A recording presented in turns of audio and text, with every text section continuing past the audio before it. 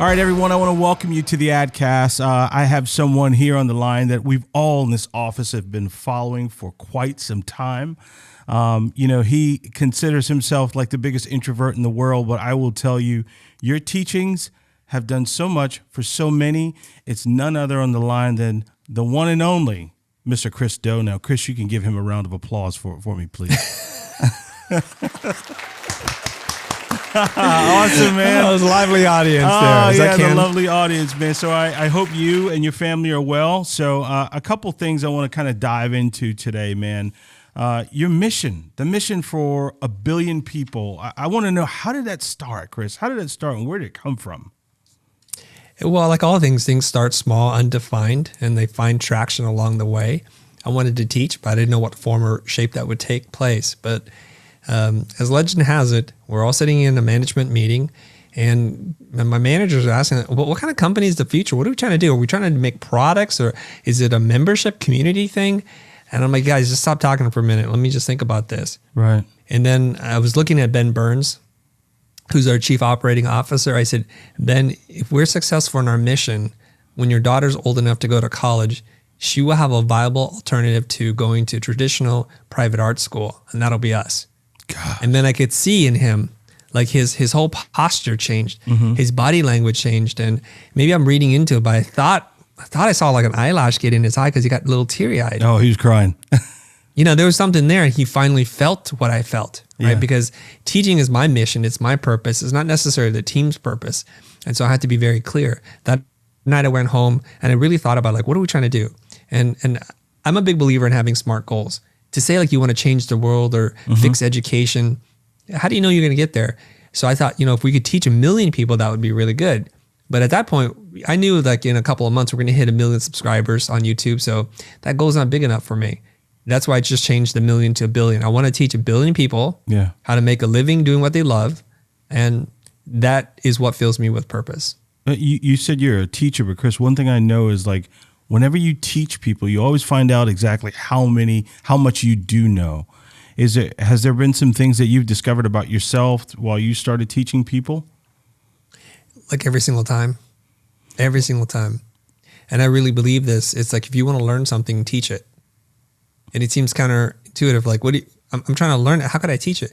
Well, when you approach something with that intentionality that you're going to share, like I just finished reading this book, right? So it's but I'm not an expert. Okay. Let me get my camera. And I was like, I don't just read books because I want to get from A to B. I don't want to just to check it off a list and say, look how smart I am. I read another book. I read it with I'm digging through this book because I want to share something in there with my community, with my audience that will help them to grow. I want to fill the knowledge gaps that I have. So in doing so, I read much more intensely. And then now I'm going to go and share this thing. And then naturally what happens is everything to you, like breathing, walking, chewing gum, taking a bath, it's all supernatural to you. But until you have to explain it to like some alien comes down to earth and asks you like, how does one breathe? Right. You really have to sit there and think, I've just always done it. Now I got to explain it to someone else for them to understand it. And in doing that, you find out a lot about who you are, how you think about things. And it's a form of going inside yourself, introspection. And I think it's really wonderful. You just described like you just kind of went like microwave oven, cooking yourself from the inside out. Chris, what have you discovered Something about like you? That. What have you discovered about you? I mean, in all this teaching, what have you discovered about yourself? I found myself through teaching. So about 5 years into running my studio, I started to have that heavy dose of the imposter syndrome. I was thinking, you know what? The young kids that I'm hiring today, they know so many things and they're so good at what they're doing. I started to lose myself. And I got to a point in which I felt really burnt out. And I scheduled a sabbatical. I was going to take 3.5 months off of work and just let the company do whatever it needed to do. And just coincidentally, I got a job offer to start teaching at Otis. And so I go to Otis and I start teaching. And I remember the first few days there, I was like scared out of my mind, thinking like, how do I do this thing? Yeah. It's not like somebody pulled you over and they had orientation and they went through pedagogy and different teaching modalities and learning modalities. No, it's not like that. So you go and you present something and somebody's like, so why did you say that? And why did you say this? And what does that mean? And through that process, I start to discover what it is that I know. Because I said I take it for granted, right? Like Right. I just make decisions all the time without thinking about them.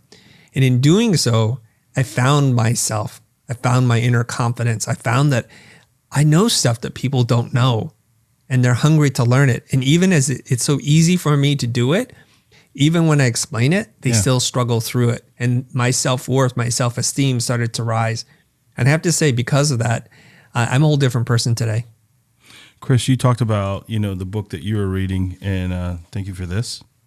This is just an amazing piece of work. And Thank you. What I'm going to say is I'm going to give it one word. This is almost like biblical, man. Oh my gosh. No, I'm not kidding. Like it started like as soon as I got in my hands, I had a Friday night out with my wife, and like while I was waiting at the restaurant, she was, still with the kids coming in, and I said, you know what, I got some time. I got about 30, 45 minutes before they get here, and I just started opening it up and started reading.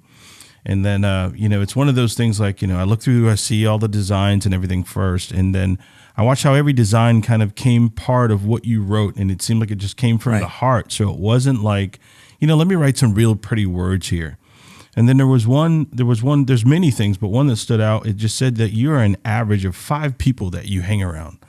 And I said, I just stopped and I was like, where in the hell did this come from? Right. And then I started thinking about the 5 people that I be around, and you start assessing yourself, kind of like what you said, like when you took the sabbatical, you wanted to kind of know yourself.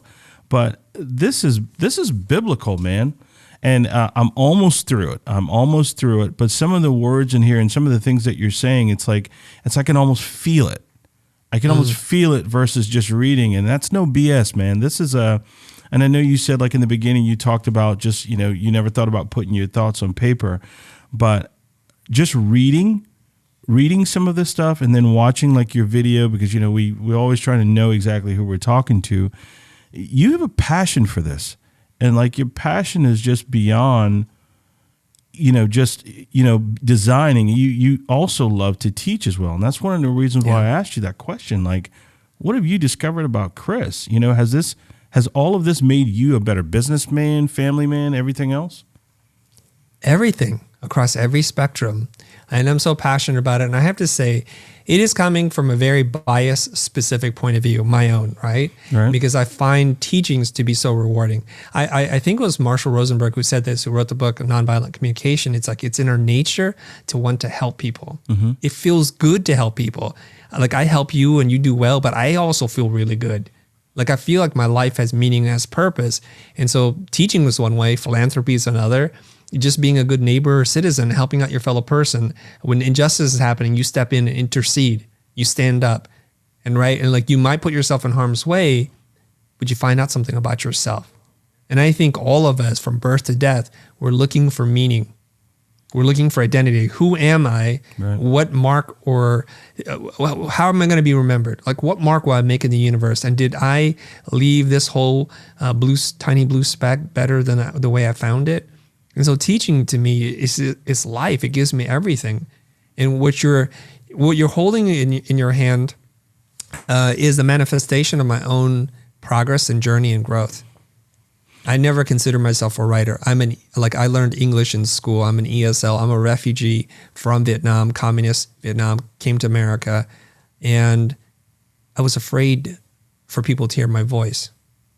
And so I think I escaped into comic books and skateboarding and graphic design because I don't have to talk to people. I don't have to be around people. I could just make stuff. And so it's been a whole journey of self-discovery. It starts out with writing some tweets like, I have some ideas. Right. I don't know if anybody cares. Right. And you put out something, slow commitment, it disappears into the Twitterverse. Then you put it out there and then somebody's like, that hit me, man. And I'm like, really? And then you see like, it's not just 4 people, it's a couple hundred people. And then it's even more than that. Yeah. And then, so people kept asking me, Chris, when are you going to write a book? I'm like, I'm not a writer. I feel very uncomfortable doing that. But there was so much push behind it. I was like, okay, here's my strategy.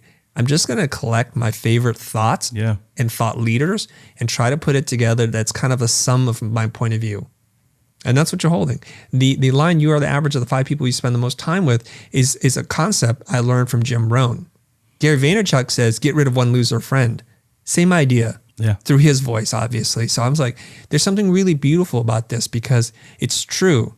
We have our own gravitational pull. We're around people, so we pull them into our orbit, and they do the same with us. So if you're around really negative people, cynical people, people who say things can't be done, things will never change, well, guess what? Things don't get done, things do not change. You're right. Absolutely, and they pull you into that. Yeah. And we have friends, you and I, who are just like, oh God, life sucks, and life happens to us, and they start to throw that pity party. Send that invitation back. Not healthy. Bounce it back. It's not, even if it were real, like we should feel bad, it won't improve the situation, right? So I prefer to live in delusion rather than to live in a reality where I can't change. So even if it's delusional, that I have a chance and I have hope and I can actually make a change, even if I never achieve it, I'd rather live in that reality because the other reality is not one worth living in. So it's just a choice. So you want to be around positive people, optimistic people, people who think anything can be done, people who are smart with money, who work hard, who spend their time trying to help other people, who are not evil and selfish. And then you know what? You pull each other up. You get away from the crab mentality, like the crabs in a bucket. They all just keep pulling each other down. It's instinctive. They just grab and pull. Yeah. So the crab could climb out, but all their friends are pulling them back in. So stay away from crab people. I heard this guy, his name was Mark Driscoll, and the one thing he said, when I meet people, I look at them in three ways. He said, they're wise, they're foolish, or they're evil, right? He says, if you're wise, I want to learn from you. If you're foolish, I need to teach you. And if you're evil, I need to stay away from you. I'll never forget that. And sometimes I can't help whenever I meet people, I always try and say like, okay, what category are they in? Do I need to put myself around them? Do you want to? Because truthfully, we're like tofu. We absorb people's energy, or we can choose to, or choose not to, right?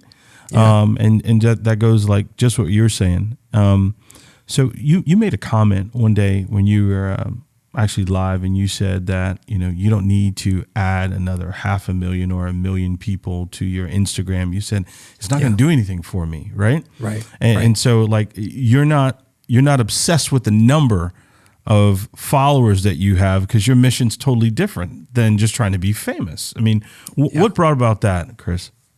Well, I want to be really honest with you, Eric. I mean, I'm a hyper-competitive, metric-driven person. Let's just put that out into the universe. I really am. And, it's a way for me to chart my progress. But what I've realized over time is like sometimes that can be crushing, soul-sucking, and then you wind up doing something that doesn't lead you anywhere except for to chase the next number. Oh, congratulations, you got to 10,000 followers. Right. Okay, 20,000, 40,000, 80,000. Like, where does it end? And you keep chasing it. And it's like any other addiction. And people talk about social media as an addiction. And it's like you just don't even know why. You're just doing it. And you become addicted to it. So after a while, I'm like, okay, what did this do? How did it change my life? Did it change the lives of other people? Am I really helping anybody, or am I just contributing to the noise? And so I just came to the realization that, so I hit every benchmark that I thought I needed to hit, and it didn't change anything. I mean, it changed some things, but it didn't change enough fundamental things. So when people are like, hey, aren't you going to post something? And aren't you concerned about the algorithm or the blue tick? I'm like, who cares? Like, tell me how the blue tick changed your life. Right.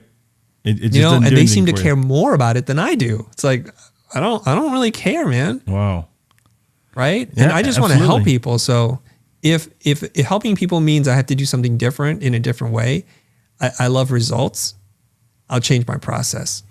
Chris, where did that come from? Where you just kind of have this, you want to help people. You're not really interested, because if you look at your content, what you put on Instagram, Twitter, you paid a lot of attention to Clubhouse lately. Yes. If you packaged all this up and started selling it could be millions of dollars. But and then you said something lately. You said replace the word sell with help, right?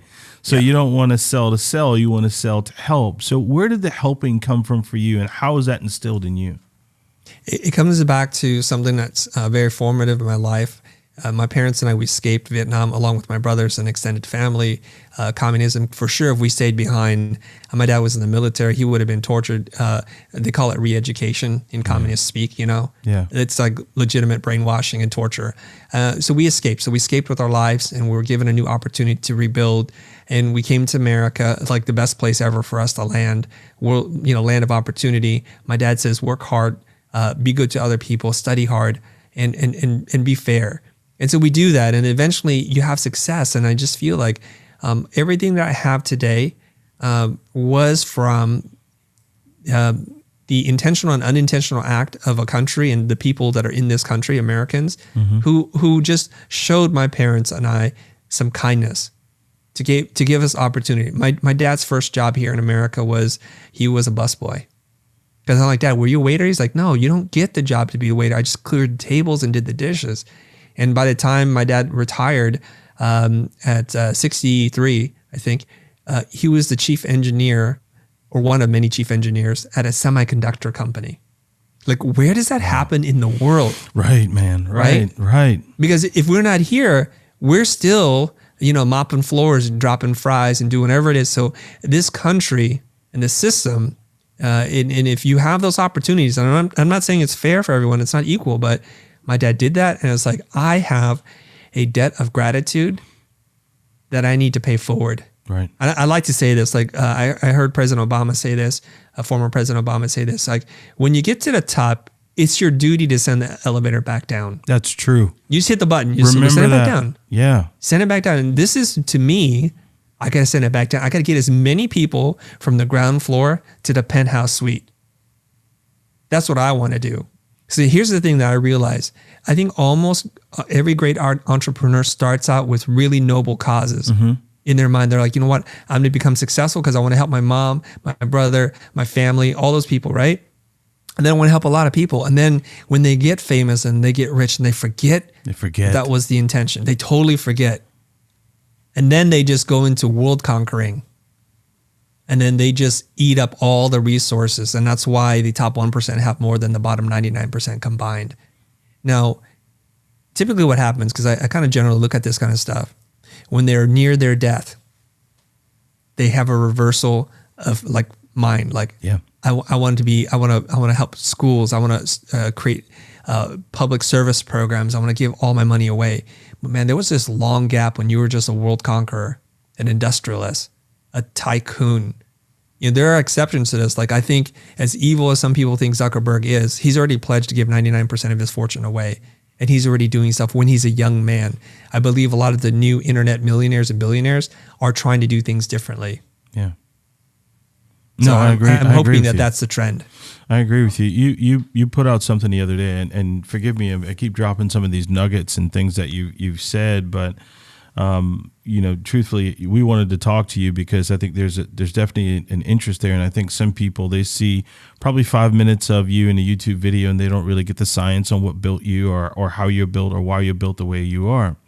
Yeah. And you started talking about like hustle, and myself, I've said it before too. Oh, I'm hustling, and I had a mentor say to me, he said, "What good is a tired Eric?" Yeah. What good is a tired Eric? And putting in so many hours, and I got to be honest with you, I'm not out of it yet. I'm trying to train myself to be better and be home with the family in time. But what good is a tired Eric, and what good is the hustle? It doesn't mean anything anymore. Yeah. So I want to respond to that. Like when I was younger, I thought the key to success was to outwork every single person. And I felt this way for a long time. I felt that you may be born to a better family, you may be raised better, you may have more God-given talent, and the great equalizer is hard work. And I saw it happen time and time again. People who I saw in school and when I was going to Art Center, they're like, "Oh my God, you come from such a great family. Your uncle's like a legend in design. I can't even believe this because I'm just some kid from Vietnam just trying to like figure out things in the world." Right. And it's slowly but surely, it's like the tortoise and the hare kind of thing. I'm the tortoise. I'm just going to keep moving forward. And I would just outwork every single person. But then I started to realize, man, this is unhealthy. It's unsustainable. And maybe there's a better way. So I start to look into other ways. We change our company culture, our policies. We don't take work on, like we used to do this, like a client would call on Friday morning and say, we need a presentation by Monday morning. That means, guess what, everybody, your weekends are gone. We're all working. And the carrot that they dangle is so enticing that we just felt like we had to take it. Right. And I used to say this jokingly with my interns, like, I don't know you until you and I have seen the sun come up together. Chris, and that is not a healthy mindset. Drop your microphone right now. Say that one more time. Drop your microphone, man. Well, I would say because of our work culture, okay, right. Eric, I just want you to understand that I don't know you until you and I have seen the sun come up together, the sunrise, because we were literally in the office grinding away, and it would be like 4 a.m, and then here comes the sun. You could just see it change. And it's in those weird hours that we really get to know each other. It's like, man, you are a real trooper. I appreciate your dedication. Then we start to talk about things other than work and projects and clients. Yeah. But then later on, I'm like, that is so freaking toxic and unhealthy. What work condition is it that we are mandated to be here at ungodly hours to get work done? It means we're understaffed, we're underpaid, or just the scheduling is terrible. So we started to change policies, man. Wow. We're like, no more work on Fridays. We don't care. If $1 million comes in the door, we're saying no. And my sales team hated it. Like, do you know how hard it is to get these opportunities and how rarely they come? I'm like, it's all right, because it's not the cost of, it's not worth the cost that we're paying. Easy for you to accept. And then it's carried on the backs of the creatives in this company. So we're going to say no. And it hurt. It cost us financially. Like, I'm not going to lie. We saw companies zoom past us in terms of billings and stature and all that kind of stuff. Mm-hmm. And that's the price you pay. It wouldn't be virtuous if it was easy. Yeah, but do your creatives respect you for it, though, right? Yes, they do. And they're going to live longer, healthier, productive lives. And then we start to change the culture. So, hustle culture, hustle porn, it's like, it's the easy answer. I want to find more complicated, nuanced answers to this thing, which is like, I like hard work, but I want people to work smart. So when you work smart and you apply discipline and commitment and just showing up consistently, that is the secret formula. So yeah, like you might not be able to work a 7-8 hour day like a banker, but you shouldn't have to work a 22-hour day.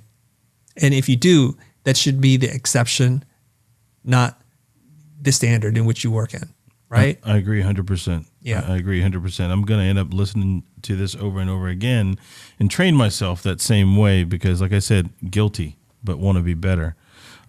You open the door, like you said, they can come to you on a Friday with even $1 million and you would say no. And I know I got to be watch our time here. But one thing that is talking about the money coming in the door. I've seen you and Blair Enns. I've read the pitching manifesto from Blair Enns and enjoy the conversations a lot. And the one thing that you've talked about a lot is the pitching and how you pitch. And I've seen some role playing there. So at what point did you get serious in your career and say, you know what, I'm not going to let you pay me by the hour. I'm going to get paid what we're worth. I think that was like year one of my professional life. And so people think like, when did Chris start hiring people? When did he start billing what he was worth? As soon as I could, Eric, as soon as I could. I remember when I was in school and people were offering to pay me $20-$30 an hour. And I was just like, oh, okay, I'll just do this. And I do it. And I realized I work so much faster than every single person that I'm going to be penalized because I'm good. You can see it's clear night and day, because I can come up with better, more interesting designs that solve the creative brief than they can because they kept giving me more and more work. And so I think David C. Baker was talking about this. He's like, I don't really know where confidence comes from, but my best guess is there's a formula, right? Is you take the number of opportunities divided by your availability that equals your confidence score. So if 4 clients call you and you can only work with 2, like he says capacity, right? I only have the capacity to do 2 projects, but 4 clients are calling me. It means my confidence is going to go up. And what happens when your confidence goes up? You start to change the terms. You start to say, well, if you pay me this, I get to drive and I'll give it to you when I'm done. Not in an arrogant way, but I'm just explaining here. So what happened in the beginning was I just got more work than I could do. And so instantly I start thinking like, what's the best way to do this? So I did what everybody does at the beginning. You just keep raising your hourly rates and your day rates, and it gets more and more until a point where people are like, that is ridiculous amount of money you're getting paid per hour.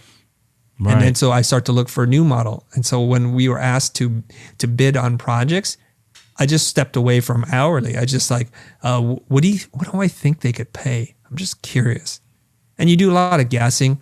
We used to call like, it's a little bit of voodoo, some chicken bones and something else on a feather. And you're like, maybe it's 64,000. I don't know. Right. And you would just throw that number out. And sometimes you would get it and sometimes you wouldn't. Right. And then you start to second guess yourself. Was it too high? Was it too low? I don't know. So to me, money's been a very abstract thing. Like it's just another variable. It doesn't have any power over me. So I just play that game. A little bit more, a little bit less. Let's just keep going and see how high we can go. Mm-hmm. And it turns out the ceiling is very, very high. We've done projects for $500. I've done for less than that for free. And I've done a project for over $1 million. So it's like, that's a spectrum in which people are willing to pay is vast and wide. Chris, how do you talk about your team a lot, and I love that you give them praise, because the truth is we wouldn't be where we are unless we had the great people with us, right? Yes. And how do you choose and select your team? Is it really standard, or do you have to feel it? How do you choose your team, and how do you recognize not only a good talent but a good person for your culture, and that they're going to work out for you? My process of hiring people has evolved over time.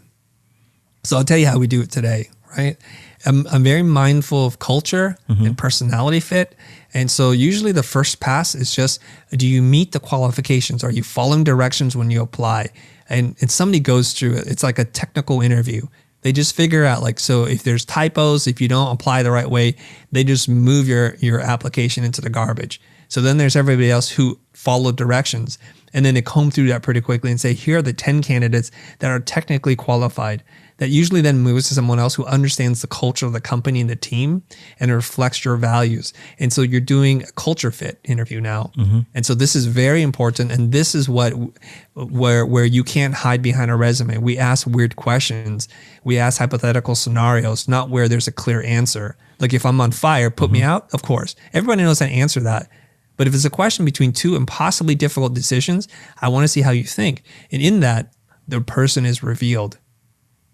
And so then what happens is the people who interview for culture fit say, we think this person's technically better, but we like this person more. And then they give that to me to decide. I'm like, okay, more often than not, I just go with a person who's a better culture fit. And I guess in the last few years, I've not been wrong. Hire the person who's a better fit for you culturally than someone who's technically capable, because they'll outperform the other person every single time.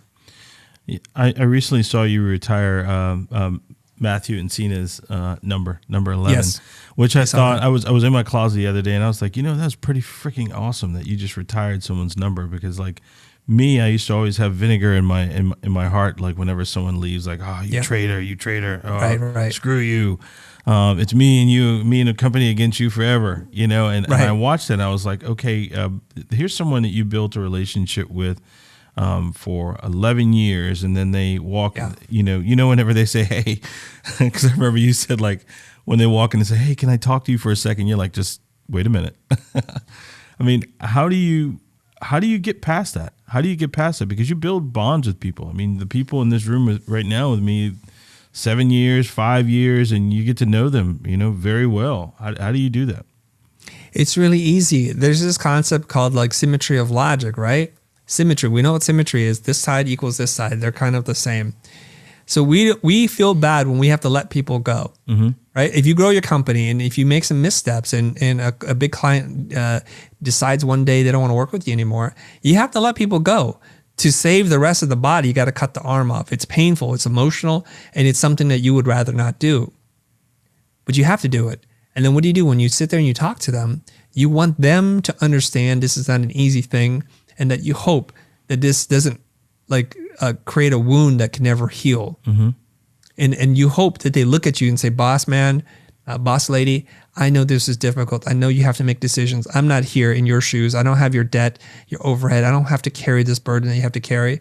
So I assume everything you made is fair and just based on contribution or whatever you think the future has. And you shake hands and you hug and say, if there's anything I can do for you in the future, let me know. That's how things should end. And we think in our minds, this is how it should end. And then when you let somebody go, they're like, F you, you're an a-hole. I'm going to slam you with a discrimination lawsuit and this and that. You're like, oh my God, please slow down. It has nothing to do with that, right? Right. And so you would want that to go this way. So when the tables are turned and somebody says to you, boss man, boss lady, I have different path in life now. Thank you for everything you've done. You have to act the way you wanted them to act, which is thank you for your contribution. You've given this company a lot. If there's anything I can do for you, you let me know. And I hope to see you on the other side sometime. And I just want to let you know the door's open if you ever want to come back. What is Chris, if Chris today could go back and talk to Chris 15, 20 years ago, what would you say? I would say to my younger self, there's this thing, it's called the internet and social media, and that you're afraid to use your voice, but the world needs it, and the world needs people just like you, not because you're important, but because we need representation, we need diversity, we need a multiplicity of different voices, because that's what this country is built on, this fabric of diverse voices, and usually from immigrants. So go make this thing, and then eventually you're going to be rewarded for it in ways that you can't even understand. And don't give up. It's going to suck in the middle. It's going to suck so bad you're going to want to quit, accept it, and keep growing and keep doing it. And then eventually it's going to work out, but stick with it. What's the best piece of advice you've gotten your entire life, Chris? Speak my mind. Say what you think. My business coach, Keir McLaren, told me that. In sales calls, I would just dance around like what I was thinking. It didn't lead anywhere, and it didn't give me any new information. And as soon as I learned to speak my mind, the clients could all of a sudden understand, like, there's a more complicated, interested individual here in front of us, not just another robot who's willing to say yes. And then from that, everything comes. The other thing my business coach told me to do, he's like, stop hiding in your closet. Not literally my closet, but my office. Like, get out there, talk to the clients. You need to learn how to talk to people, because those are where the relationships are built. It's not because the work is good. Everybody does good work at your level. Yeah. The amount of money they're paying you, that's just the cost of entry. Go and build relationships with people. And that little step led me to the next step, which led me to the next step. And then sooner or later, I'm speaking on stages, scared out of my mind. And then I'm recording videos, scared out of my mind. Are you this is all I do. Still scared when you record sometimes? All the time. All the time. Now, what happens is the pain and your fear diminishes. It never goes away, but it just gets smaller and smaller. Like, if you were ever to see me backstage before an event, I can't talk to people. Like, don't talk to me right now. It's like, I have to get my game face on. I have to, like, get in the zone, my friend, right? And so you'll see me bounce around the back, like talking to myself, moving hands. Like, the first 3 minutes are the most difficult for me. You nail the first 3 minutes, everything else falls in line. So I'm sitting there thinking, how do I open? Oh, that's a dumb joke. Oh no, like, be serious or bring a lot of energy. No, This is a somber moment. Be melancholic, be vulnerable. Like, all these thoughts go through your mind. And then you hear the music and the countdown. It's like, and on stage now, joining me. And then you're like, yeah, and then you just get out there. Man. All right. So you talked about speaking your mind. So we got to wrap things up, but I want to take you through the lightning round. And this is where I'm going to ask you. Let's do this fast. I'm almost out of time. That's why I call it the lightning round. Hit it, Chris. That's my Chris. So I'm going to ask you about certain medias, and I want you to tell me what do you think about them. Like, I'll ask you about television. You can say it's awesome, amazing, whatever. Sure. And you ready? Yeah. Television. Outdated. Radio. Less and less relevant. Newspaper. Gone. Billboard. Don't notice them. Facebook. Dying. Clubhouse. It's growing but problematic. Instagram. Love it. Ladies and gentlemen, give a round of applause to Chris Doe.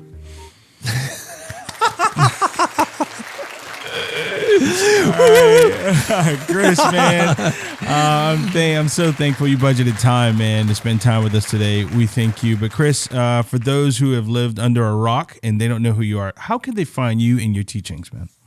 Yes, the best place you can do in terms of like finding us is go to thefutur.com. The future spelled without an E. So the Futur, if you want, thefutur.com. You can find me everywhere on social media, on almost every single platform at The Chris Doe. That's D-O, at The Chris Doe. Well, man, you've been an amazing guest, man. I want to thank you for being with us today. And everyone, you mind if I plug the book real quick? Please. All right. I appreciate you doing that. Get this. Do yourself a favor. Let me find the camera right there and get yourself a pocket full of dough. Where'd the name come from? There you go. Growing up, I hated my name, my surname, because people used to make fun of me and give me a hard time. Now growing up, now that I'm an adult, it's like there's a lot of possibilities there. Daily dose, pocket full of dough, those kinds of things come up all the time. So I'm going to embrace who I am. It's the only choice I have at this point. I'm going to close out and I'm going to read something that you said, and I got less than a minute. It says, I deserve the opportunities I've earned. I can say yes. I can say no. I am enough. If I show up as who I am, present in the moment, what I do is a gift. I have nothing to prove to anyone ever. Chris Do. Round of applause. Let's let this man go. Thank you, Eric. I'm glad we got to do this. Stay in touch. Take care, my man. Take care. All right, buddy. Amazing. Thank you, friend.